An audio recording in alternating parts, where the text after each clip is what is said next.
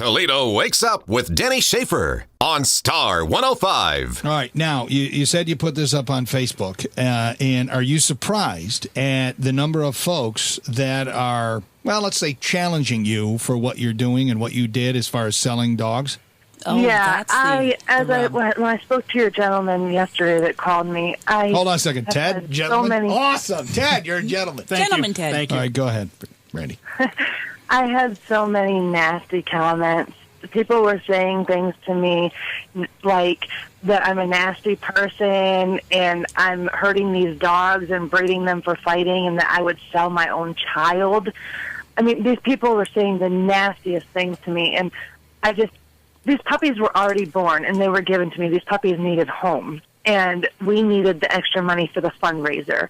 So, I mean, I saw it as a win-win situation. You know, I could help my stepsister out that had the litter of puppies accidentally, and she ended up having... Wait, hold on a second. I think there's money to be made, and you're missing it. Your stepsister had a litter of puppies? Holy cow, could you make money having people check her out? That doesn't happen very often. Check her out. This is the woman who had a litter of puppies.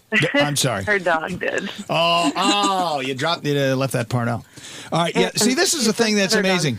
This is amazing to me, Brandi, that you're being attacked on Facebook. One woman, one doesn't just decide to sell a litter of pups because of a family medical emergency. Please stop breeding dogs. Now, that person jumped to complete, assumptions and has no idea what's going on. And I'm looking at a number of these responses that are attacking you and what you're doing. Mm-hmm. Not one of these people is saying, well, one person says, after they rip you, says, I do hope your stepdad heals quickly.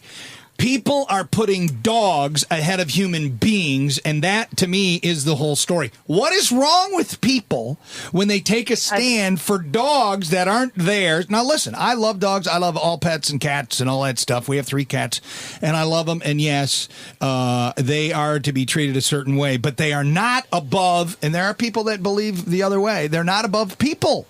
They're not. I totally agree. And I'm not saying that dogs aren't important either. My 6-year-old pit bull, I actually rescued her when she was 8 weeks old. She was being abused. Yeah. And I do think that dogs are very important. And my dog, my personal dog, is spayed. But these puppies are already here, and they needed homes.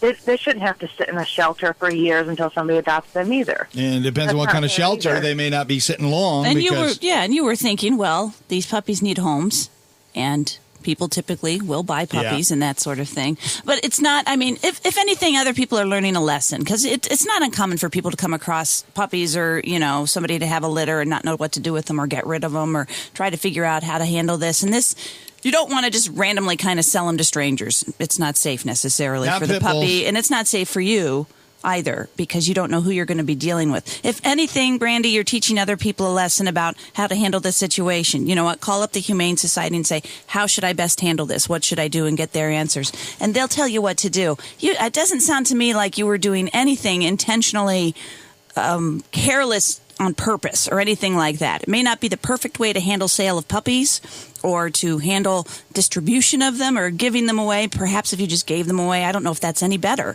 So people are going to be critical anyway. Yeah, exactly. It just sounds like she had these access to these puppies, and she needed help, and her sister-in-law said, her stepsister said, you know what? Probably can make a couple extra bucks for the benefit. Right. And also kill 2 birds with 1 stone. So, all right, Brandi, did you take more precaution after you got ripped off selling the one puppy? Did you get driver's license number? What'd you do? What did you do? The person I sold a puppy to last night, I actually met him, his wife, and his child, and I spoke with him a few days before. I have his full name. I have his phone number. I know where he lives. Good. Driver's license number. No, I didn't do all that. I would have had somebody sneak out and look at the license plate or something. So you only have one puppy left? He was also one of the people that commented on WTLL. So, I mean, they have his information also from that link. Yeah. All right, so you got this phony money.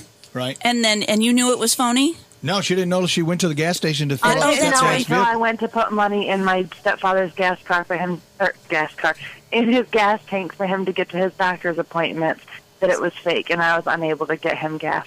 So wherever you went to the gas station, you go and you say, hey, put $40 on pump 7, and then you went, hey, this is fake. Is that how that happened? Yeah, they told him that he was trying to pass counterfeit money. Did they arrest him? And I ended up having to go to the police department. They do arrest you. I was wondering what happened, because I imagine that happens by mistake on occasion, because it gets into circulation. Luckily, the chief of police in Bowling Green knows him very well and knows that he's going through these health problems. So I just explained everything to him, on how I was selling the puppies for the benefit. And we're working with them, to try to find this guy. Yeah, you might be actually helping. You got to, I was going to say, you got to get a good look at him, obviously, because you dealt with the guy. Yeah, so you gave him I know what he looks like. But unfortunately, he was an African-American male. And for me, they're kind of hard to tell apart for me. Oh, that's going to go over well now with our listeners. Sleep is overrated. Wake up with Denny Schaffer on Star 105.